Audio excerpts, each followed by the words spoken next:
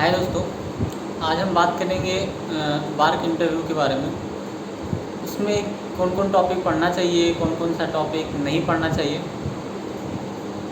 और कैसे प्रिपरेशन करें, चाहे वो हिंदी स्पोकन या नॉन हिंदी स्पोकन। डिपेंड नहीं करता है वो किस लैंग्वेज से बिलोंग करता है, कौन सा लैंग्वेज नहीं बोलता है। ठीक है, हम लैंग्वेज के बारे में बात करेंगे, किस लैंग्वेज में इंटरव्यू देना चाहिए या किस लैंग्वेज में नहीं देना चाहिए। ओके, और कौन कौन सब्जेक्ट पढ़ना चाहिए, कौन कौन सा किताब पढ़ना चाहिए, क्योंकि अभी बहुत जल्दी उसका एग्ज़ाम होने वाले हैं। ठीक है, तो हम यहाँ पर ही बेसिकली बार का जो सिलेक्शन प्रोसेस है वो दो तरह से है, दो फेज में है। पहला तो एक रिटन फेज में एंड दूसरा है इंटरव्यू फेज में। फाइनल सिलेक्शन इंटरव्यू बेस पे होता है।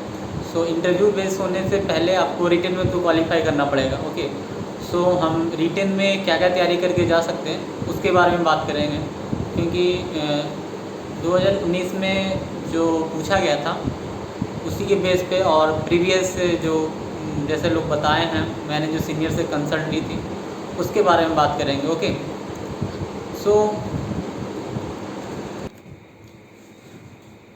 रिटन टेस्ट के लिए ज़्यादा घबराने की कोई ज़रूरत नहीं है, लेकिन सोचने से थोड़ा सा डर लगता है क्योंकि उसका प्रोसीजर ये था 2019 में।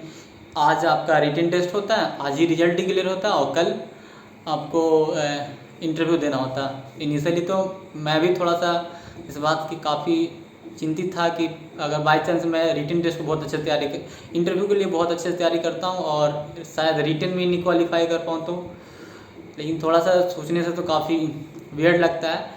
लेकिन मैं आपको ये बता सकता हूँ कॉन्फिडेंट के साथ कि अगर आप इंटरव्यू के लिए परफेक्टली आप तैयारी कर लेते हैं तो आप रिटन के लिए मोस्टली आप क्वालिफाई कर जाइए। और रिटन में बस क्वालिफाई करने की ज़रूरत है। कोई अगर 40 क्वेश्चन बना लेता तो 40 में वो उसे अवार्ड नहीं मिलने वाले या फिर वो पहला सिलेक्शन होने के चांस नहीं प्राप्त कर लेता है। ओके, तो मेरे समय में टोटल 40 क्वेश्चन पूछे गए थे। बेसिकली उसमें आपका फ्लूइड से क्वेश्चन था, हीट ट्रांसफर से था, मास ट्रांसफर से था, थर्मोडायनेमिक्स से था, सीआरई से था और कुछ स्टोइकोमेट्री से था, और एक दो क्वेश्चन मुश्किल से केमिकल टेक्नोलॉजी जो बोलते हैं उससे पूछा गया था। ठीक है, तो बेसिकली 40 क्वेश्चन में आप 35 से 36 क्वेश्चन बना लेते तो आप क्वालिफाई कर जाते हैं। तो उसमें 30 क्वेश्चन तो बहुत ईजी होते हैं, जो अगर आप ओपी गुप्ता बहुत अच्छे से पढ़ते होंगे या किताब का भी अगर आप बेसिक तैयारी कर लिए होते हैं तो आप बना सकते हैं। बाकी 10 क्वेश्चन है, 10 क्वेश्चन के लिए क्या किताब का हर एक चीज़ आपको कॉन्सेप्ट अच्छे से समझ में आना चाहिए।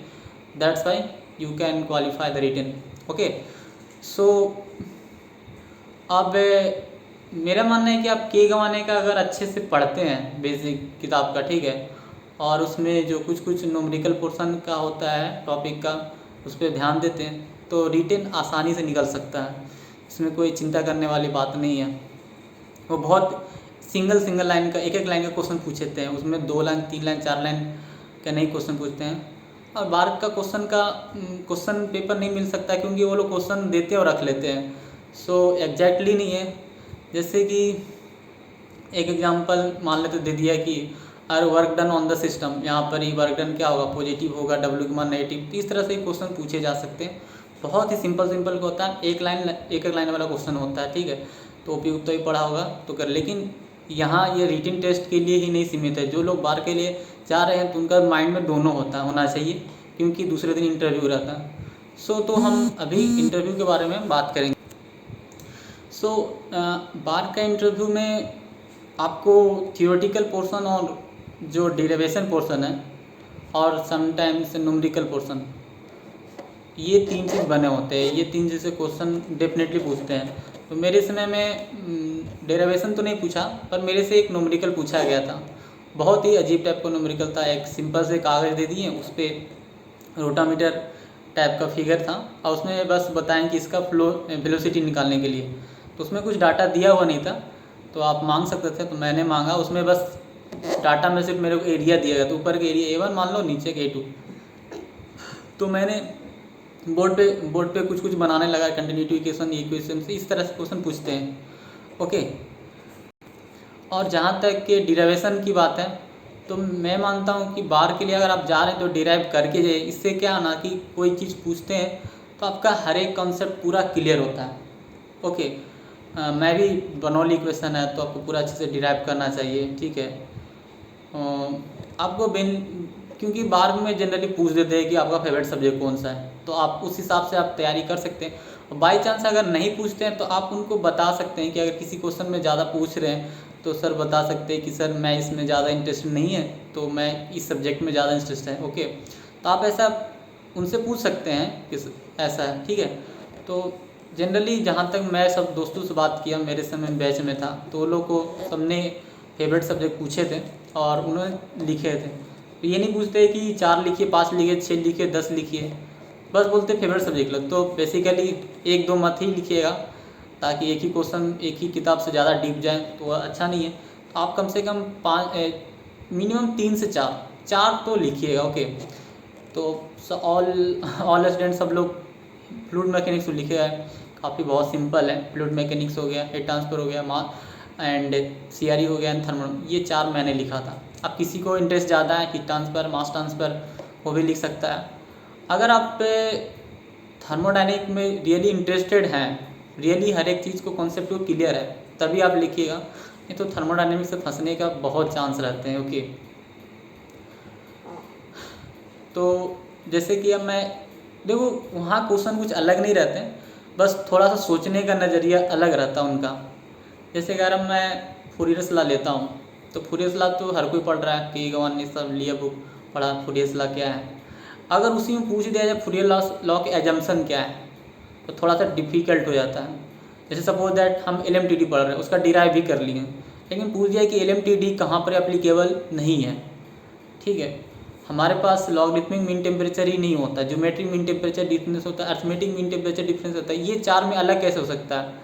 तो अगर हम हीट ट्रांसफर पढ़ते हैं तो सिर्फ एक ही LMTD नहीं है, तो उनका जो ये तरीका जो है ना, जो काफ़ी अट्रैक्टिव होता है, और यही मतलब समझिए कि ये इंटरव्यू दूसरे इंटरव्यू से अलग बनाता है।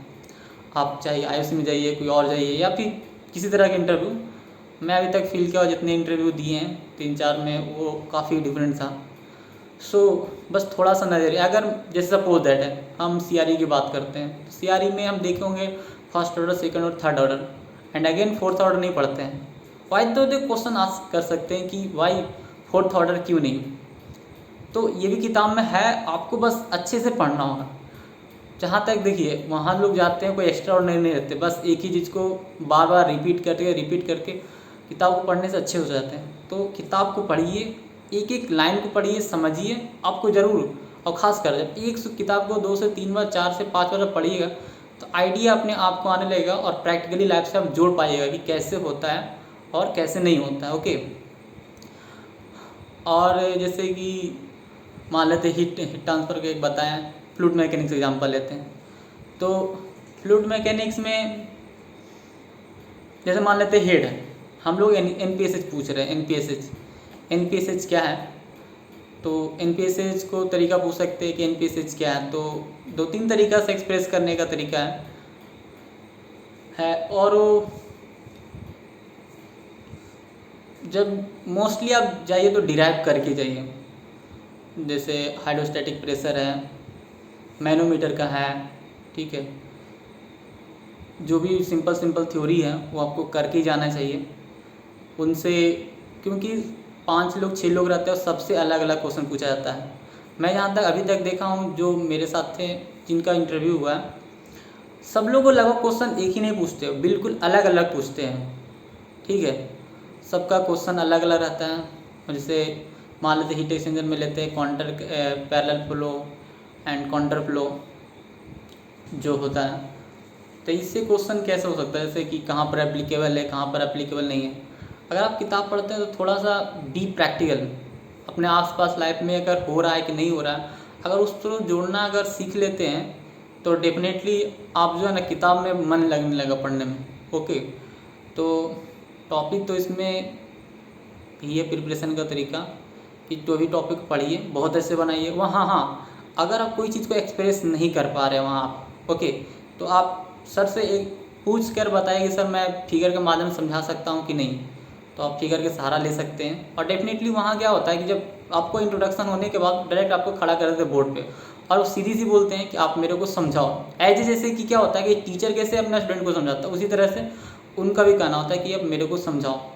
ओके, तुम इस तरह से है। और मैं कुछ चीज़ें मैं नोटिस किया हूँ, जैसे कि कोई क्वेश्चन पूछता है, उन लोगों से कोई क्वेश्चन पूछा जाता है, तो बस थोड़ा 2-3 सेकंड के लिए थोड़ा सा बस माइंड को थोड़ा जोड़ दिए, थोड़ा सा रुकिए और उसके बाद जवाब दीजिए।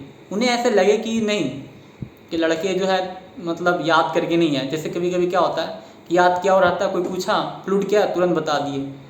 तो ऐसे उनको ये भी हो सकता है कि लगता है पूरा याद किया हुआ। थोड़ा सा टाइम दीजिए, तो 1-2 सेकंड के लिए रुकिए, ज़्यादा नहीं, ठीक है। 1-2 सेकंड के लिए रुकिए, उसके बाद जवाब दीजिए, डेफिनेटली ये वर्क करेगा, ठीक है।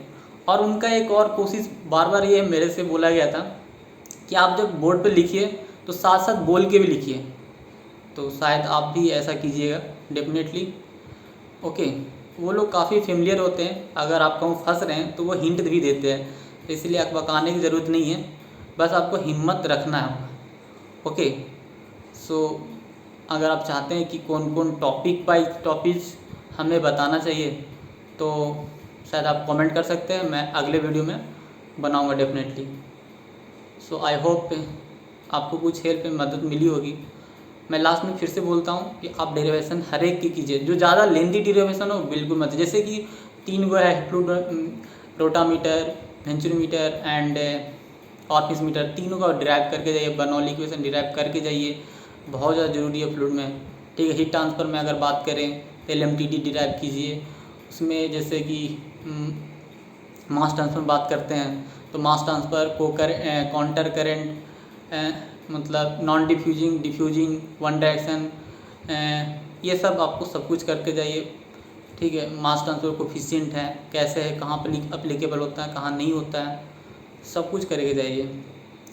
CRE में है, तो अगर आप CRE में देखना चाहेंगे तो CRE में first order, second order, third order सब कुछ किया। और बेसिकली बेसिक केमिस्ट्री को आपको पता होनी चाहिए। जैसे कि मेरे से एक क्वेश्चन पूछा गया था यील्ड तो मैंने बता दिया कि सर जो डिजायर्ड प्रोडक्ट होता है बटा जितना प्रोडक्ट बनता है, रिएक्टेंट कन्वर्ट होता है, उसको बोले कि एक्सप्रेशन में इसको कन्वर्ट करो, मतलब कोई वैल्यूम जैसे 1 से बटा इस तरह से जो माना जाता है उस तरह में, तो शायद मैं बता नहीं पाया था। मैं वहाँ क्वेश्चन बहुत सीरियली से होता है, तो इसीलिए नया वर्ड अब तो वो मत बोलिएगा, जो आप वो वर्ड बिल्कुल मत बोलिएगा जो आप नहीं जानते हैं। जैसे कि मैं एग्जांपल बताऊँ, मेरे से मैं जब थर्ड लॉ ऑफ थर्मोडायनामिक्स बता रहा था, तो उन्होंने पूछा, मैंने बताया कि कोई भी एब्सोल्यूट 0 डिग्री टेम्परेचर पे जो परफेक्ट क्रिस्टलाइन सब्सटेंस होता है उसका एंट्रोपी 0 होता है। तो वो पूछते एंट्रोपी क्या है, एंट्रोपी पूछे, मैंने बताया एंट्रोपी मेजर करता है डिसऑर्डर को। फिर वो डिसऑर्डर पूछते हैं, डिसऑर्डर क्या है, डिसऑर्डर को बताएं, तो डिसऑर्डर को पूछे एग्जांपल बताओ। तो ये कहने का मतलब है कि जो भी कोई पॉइंट बताइए या फिर कुछ भी बताइए वर्ड, उसके बारे में पता होना चाहिए, ये नहीं कि कुछ भी बोल दिए वो पूछ देंगे। और बार में ये चीज़ कोशिश की, बेसिक क्वेश्चन बिल्कुल मत भूलिए, ठीक है। अगर आपका एक्सपीरियंस है तो एक्सपीरियंस के बारे में तैयारी करके जाइए, क्योंकि हो सकता उनके बारे में पूछ ले। Okay, thank you for. और कुछ अगर आपको कुछ टॉपिक वाइज चाहिए तो आप please mention in the comment. Thank you for watching video. और जल्दी आपका एक वीडियो आएगा मैसूर बार का एक्सपीरियंस के बारे में, okay, and high water board के बारे में भी, उसका टॉपिक क्या क्या हो सकते, कैसे कर सकते हैं। Thank you for watching.